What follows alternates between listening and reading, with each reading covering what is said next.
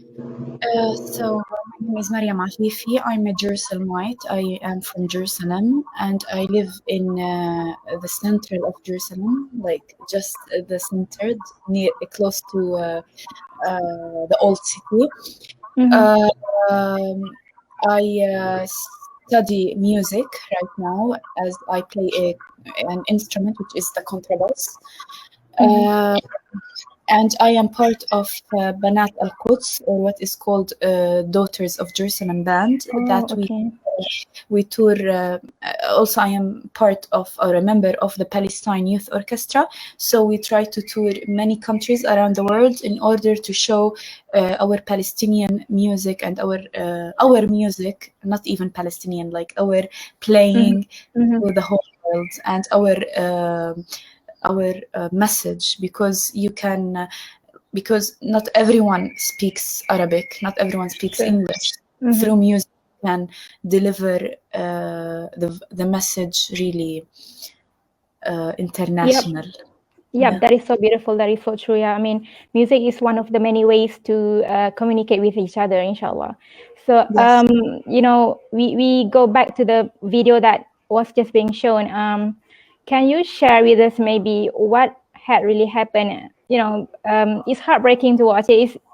I feel like I want to go and slap the face of that Israeli militant, but that is how it makes everyone emotional. But how can you be so calm at that time?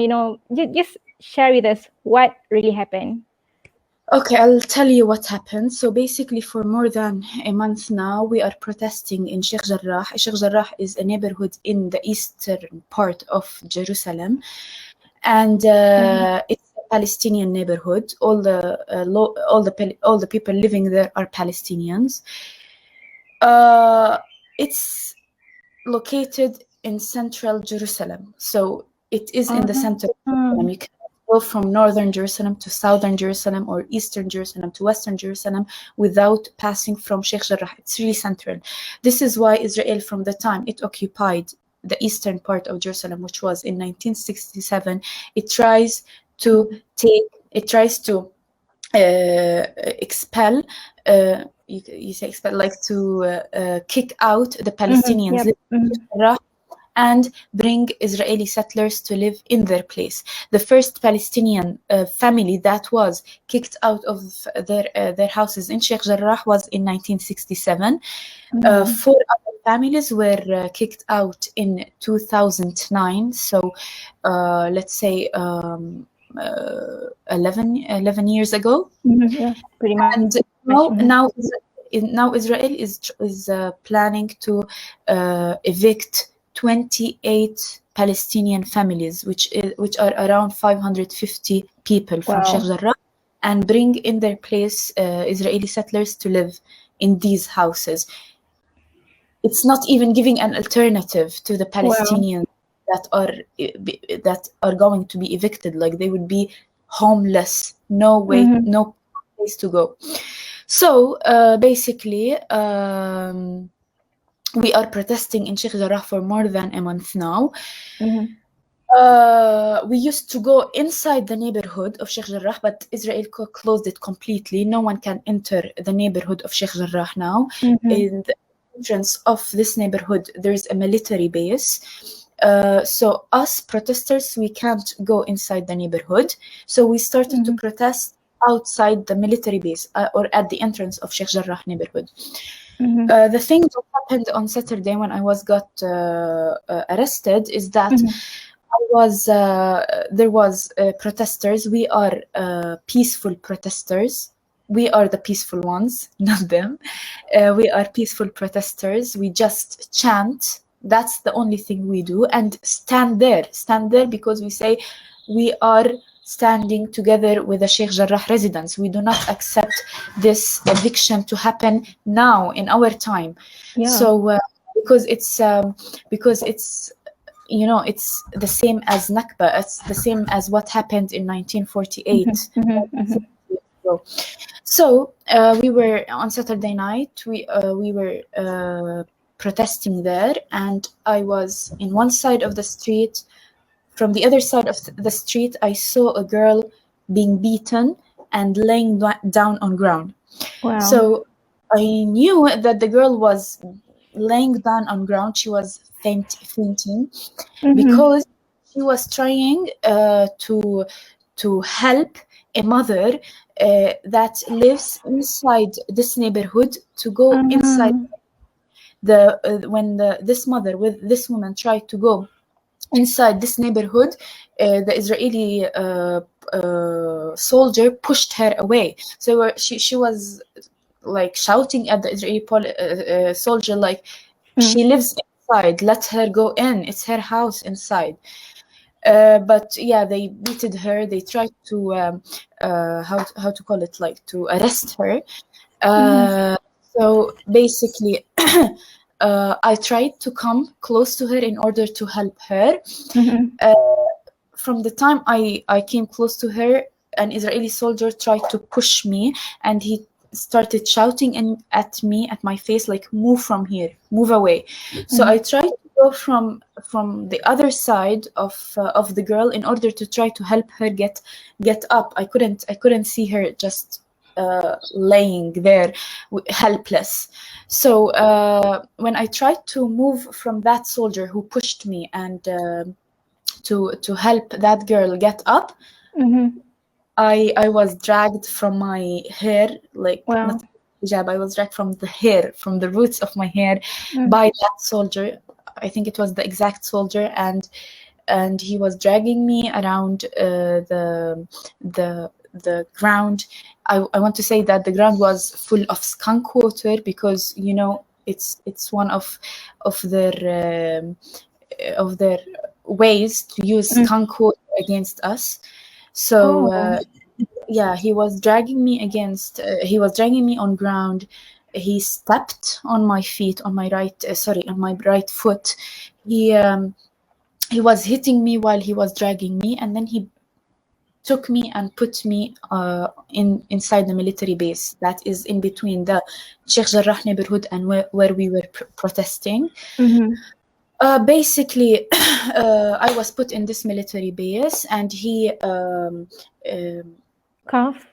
cuffed. Yeah, exactly.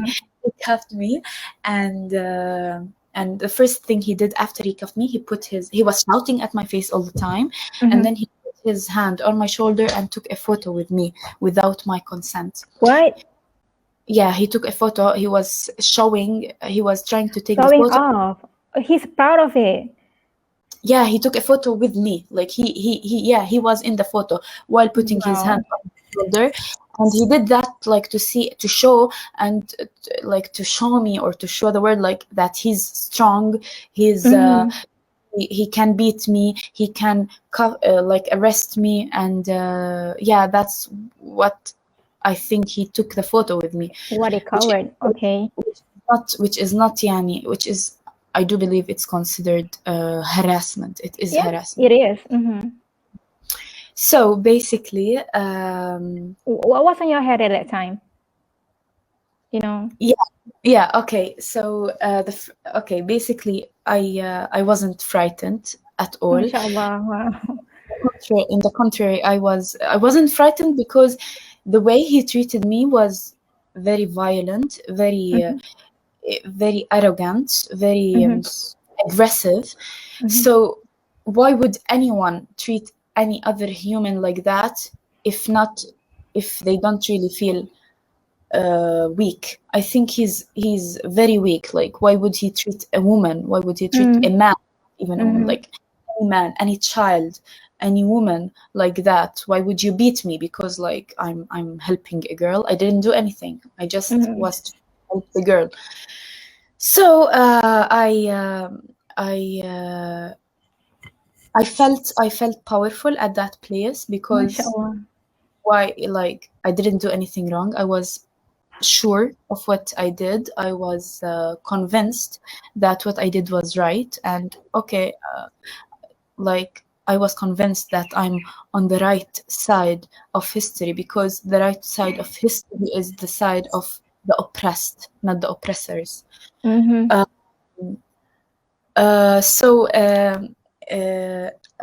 when he put me in the middle of the military base, the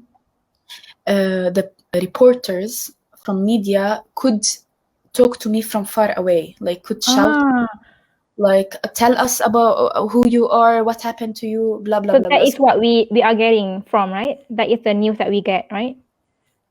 Yeah, exactly. So I was shouting back to them and saying, my name is Mariam Afifeh, I was dragged, I was beaten, blah blah blah. So when the soldiers saw that I was interacting with the reporters from far away, they dragged me to a place that is more like not obvious, and they like it was behind the cars, the police cars.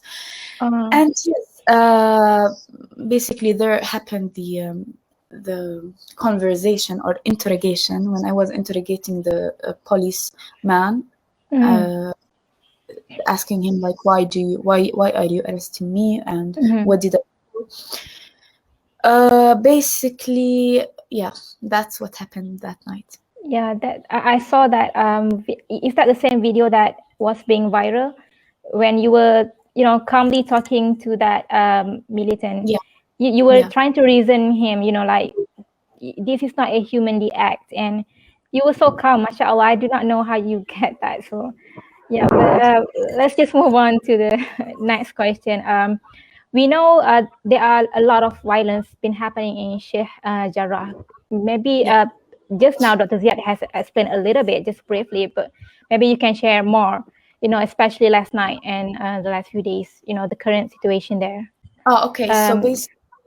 So basically what's happening in Sheikh Jarrah is a new Nakba. If you don't know what a Nakba is, a Nakba is the time when Palestine in 1948 was occupied. Palestinian villages and city were evicted at all, were destroyed at all. Many Palestinians were refugees in other countries. Today we have around 8, I'm not sure of the number, but I think it's around 8 million refugees, Palestinian refugees.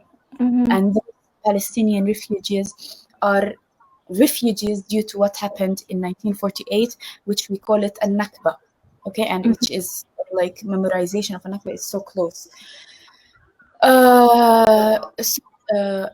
The evicting of people and destroying of houses and kicking out people of their houses is an ongoing Nakba until today. Many people, especially foreigners or not Palestinians, would say, okay, this thing happened in 1948, like more than 70 years ago. You should forget, you should forgive. But they should know that it didn't happen only in 1948 and it stopped. No, it happened in 1948 and it is still happening until today. A few years ago, we had the issue of Khan al-Ahmar, which is in the suburbs of Jerusalem, that consists of Palestinian communities that Israel wanted to evict and to kick them out of their houses. So it's an ongoing Nakba. Also in the Negev desert, which is in the southern part of Palestine, there were Bedouin communities that were going to be kicked out of their houses. So the Nakba never stops, and it never stopped since 1948 until today. And what's happening in Sheikh Jarrah today is this is like how do you call it, like it's like a sign, and it's a great proof that Nakba never stopped and it's still ongoing. So basically what was the question? Yep. That's pretty much what I was asking. Maybe you can also, what is the current situation right now? Is it they are still trying to evict people from their house in Sheikh Jarrah? Is it still ongoing? It is still ongoing. It is still ongoing. Today it was there was supposed to be the court the Israeli court would say when to evict them. Like now you should be kicked out of your houses, but because of the media coverage, like doing now, and because of our protesting and our voices, because our voices and our what we're doing is spreading all around the world, and many people around the world and around Palestine are protesting with us. Israel said postponed the court, so it did not cancel it. It just postponed. Meaning they still want to continue with it. No, they want to continue with it, but they just postponed it. So they said, okay, we need to postpone the court. We need to postpone to like the eviction, but they didn't cancel it. It's still there, and we're still protesting against it because it's not cancelled. It's still happening. So 28 families, 550 people from Sheikh Jarrah are going to be evicted if we did not continue this this protesting and this effort that we're doing now. So yeah, the situation in Jerusalem in general and in the rest of the Palestinian cities, even the Palestinian cities that were occupied in 1948 and that are under international law called Israeli cities, had a really intense day yesterday. All Palestinian cities were filled with demonstrations and with protesters who protest for Sheikh Jarrah, for what's happening in Al-Aqsa Mosque. Since Thursday, the Al-Aqsa Mosque is being boomed, and Israeli soldiers are attacking and getting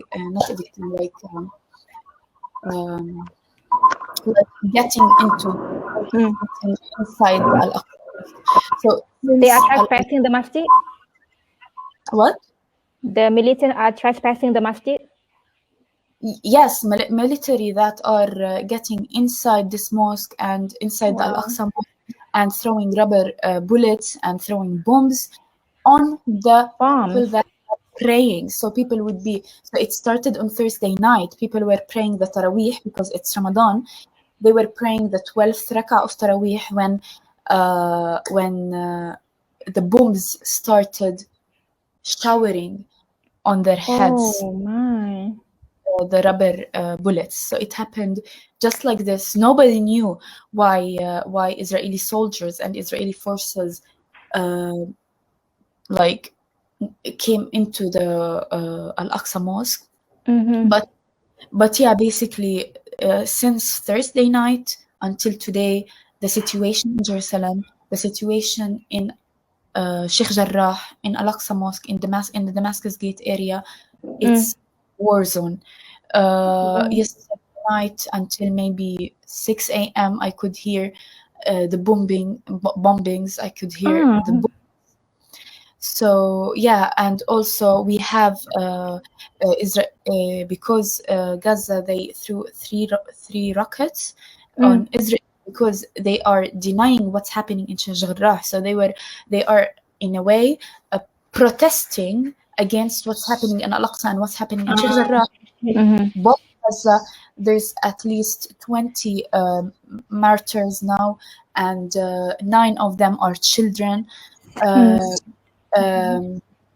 There's one martyr in Al-Lud, which is an Israeli occupied city, Palestinian city, and this guy, and I should mention this, is that this guy was shot not by Israeli forces but by Israeli settlers. And what I mean by settlers, yes, and the illegal settlers, and this is so frightening, and it's so not right, because imagine we walk in the street together, we walk on the same streets, us Palestinians and the settlers.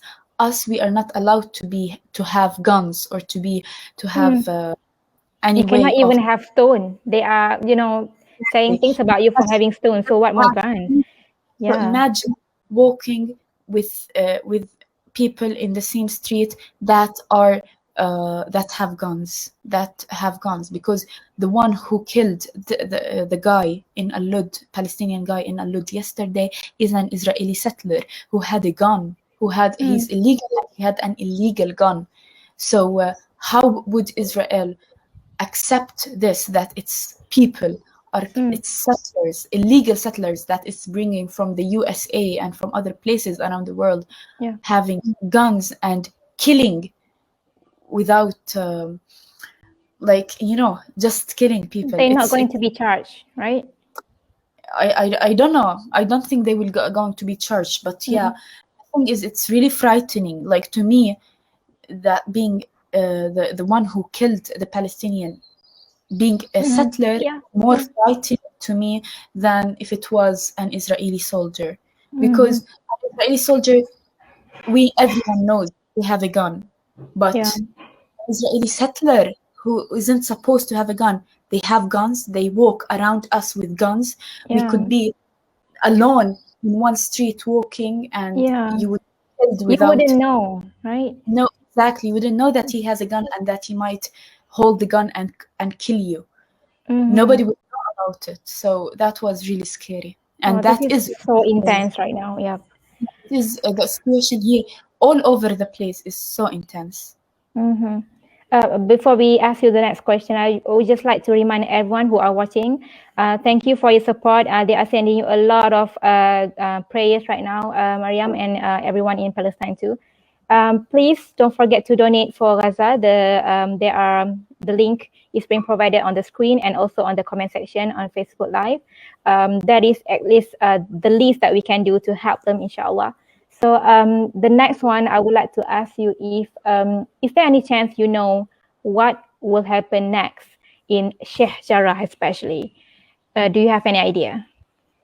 So basically, I have hope. I have hope in protesting. I have hope in these demonstrations that are happening not only in Jerusalem, but in all other Palestinian cities and in many other international countries and international cities around the world. I don't know, you're from Malaysia, right? Yep. So I don't know if demonstrations are happening in Malaysia, but I wish there are no demonstration here because we are on lockdown. So, but we are protesting in different ways, inshallah, using social media, pressuring our authorities. What I'm saying is that I do have hope, especially because of the media coverage that is happening now all over the world, and the videos that are circulating all over the world, showing the world what's really happening. 11 years ago, in 2009, families from Sheikh Jarrah were kicked out of their houses. Nobody in the world knew about it. Palestinians, other cities didn't know about it. I met Palestinians cities who would tell me, I never heard about Palestinians being kicked out of Sheikh Jarrah. Nobody, media coverage was so low. This is why they were able to kick them out. Today, this cannot be accepted. Today, this law cannot pass by. So I do have hope on the media coverage happening now. I do have hope in humanity. I do have hope in people worldwide. Everyone who believes in humanity would never accept this to happen any place, anywhere. Like, if you tell me someone from whatever, from Malaysia or from China or from Russia or from the US or from any place in the world is getting kicked out of their house without reason, just to bring other people from other countries to live in their place, nobody would accept it. It doesn't make sense. You know, you're kicking the original people outside from their home and you're bringing someone else in. It just doesn't make sense.